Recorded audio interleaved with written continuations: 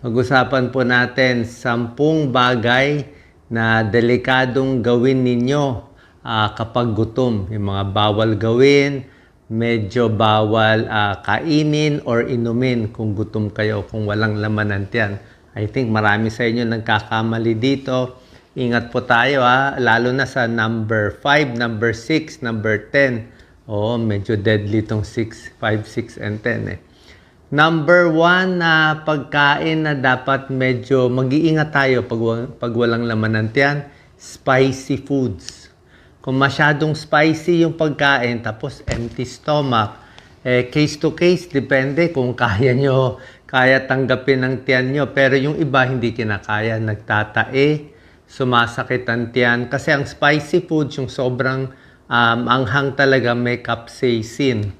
Kaya nga iba, pag kumain nga ng sili, pangontra nila, gatas eh. Kung gusto nyo kumain ng spicy, iba muna kainin. Last na kainin yung spicy.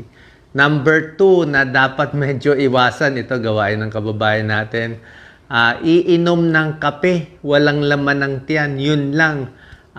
Subukan nyo po kung kaya nyo, pero mas maganda po talaga kung iinom kayo ng kape sa umaga, may tinapay, may breakfast, may almusal. Kasi ang kape, acidic siya eh. So kung meron kayong acid sa tiyan, kung may acid reflux kayo, may gastritis kayo, nakakataas siya ng acid sa tiyan. Pati yung cortisol or stress level nakakataas din.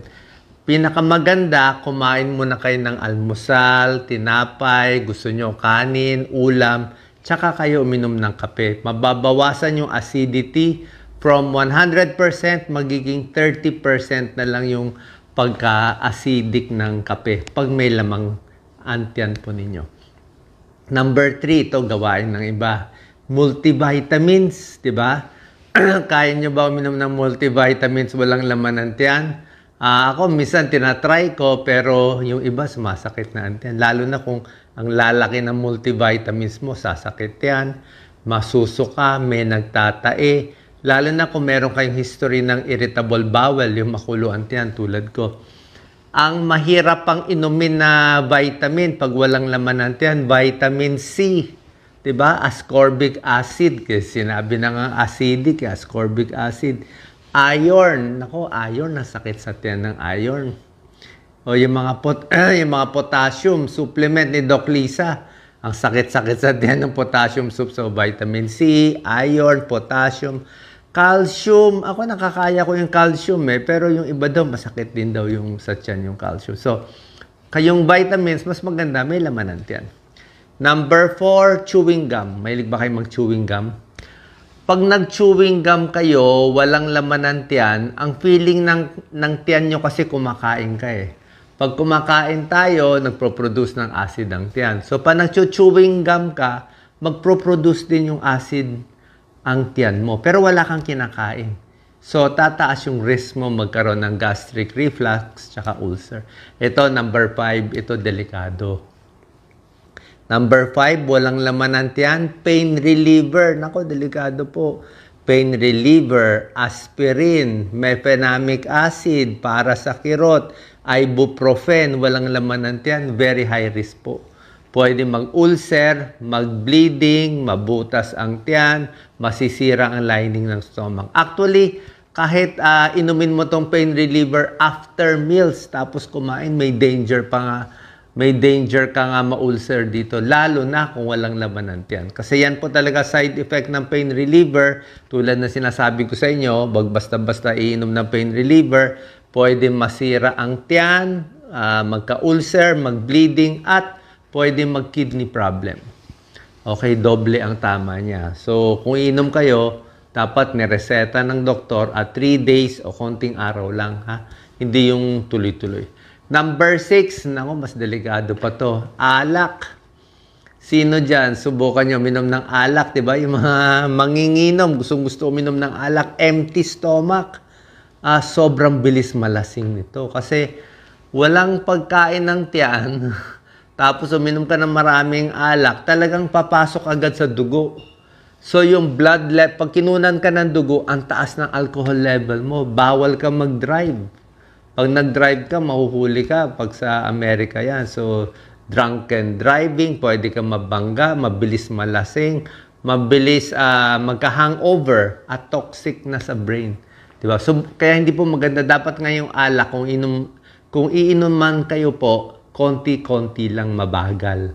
Para may chance yung liver ma-metabolize. Tapos, after meals. Pwede rin magkaroon ng alcoholic ketoacidosis. Delikado po yan, ako-comatose. Number 7, pag gutom, medyo ingat sa workout, exercise, jogging.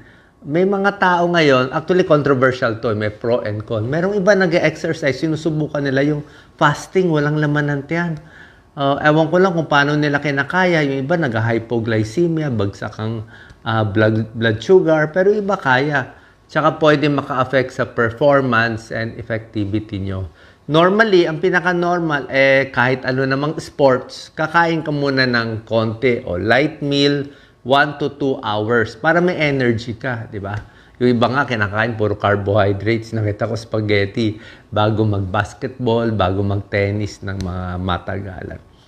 Number 8, ito yung mga hindi naman kakainin, mga bawal gawin mentally, emotionally, pag gutom, pag mag-shopping, pagpunta kayo sa supermarket, nako, gutom na gutom, kahit ano, makukuha yung malaki ang puro unhealthy food, mapipili, malaki ang gagastusin, lalo na yung mga anak ninyo, nako, gutom, dalhin mo sa supermarket, lahat kukunin yan.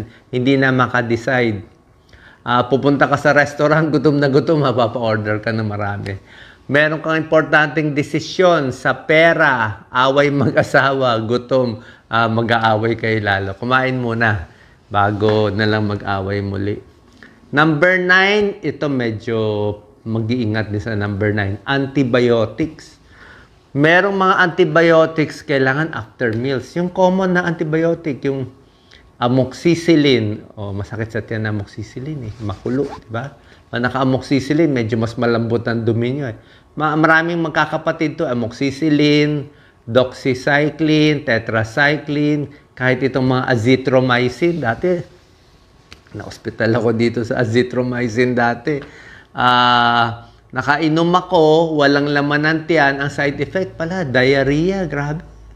Talagang tubig ang lumabas. So, mas maganda talaga yung gamot kung hindi ka sure after meals. Kung hindi ka makakain, kumain ka na lang saging, 1-2 saging, pantapal sa tiyan bago ka uminom ng antibiotic. Number 10, gamot sa diabetes. Okay? Normally, ang gamot sa diabetes, metformin, okay lang ang metformin, huwag maniwala sa fake news, para na ako sirang plakay. Metformin, pwede inumin, basta reseta ng doktor ninyo. Usually with meals yan. Yung mga ibang gamot sa diabetes, mga sulfonylurea, yung mga glyclazide, glipizide, diamicron, yan po with meals. Kasi nga, iniinom mo tong gamot sa diabetes, pampababa ng blood sugar. Tapos wala kang kakainin. Di ba bagsak blood sugar mo? Dapat nga, ang kain mo, sinasabay do sa gamot para habang kumakain, hindi masyado tataas yung blood sugar mo. Tapos sa diabetes, dapat ang kain nyo, regular lang, pa konti-konti, buong araw, umaga, konting merienda, tanghali, konti din, sa gabi, konti din, pa konti-konti, para hindi yung spike yung blood sugar, no? Okay, ha? Ingat po tayo dito. Yung mga sinabi ko, yung multivitamins, walang laman yan, baka kakayanin nyo, pero yung mga pain reliever, yan, hindi po pwede yan. Alak, hindi pwede, walang laman dyan. Itong mga antibiotic, masakit yan dyan. Tsaka itong sa diabetes, ingat tayo kasi pwede rin bumaba masyado yung blood sugar. Sana nakatulong tong video. Kumain, very regular, at pa konti-konti para maging mas healthy. Salamat po.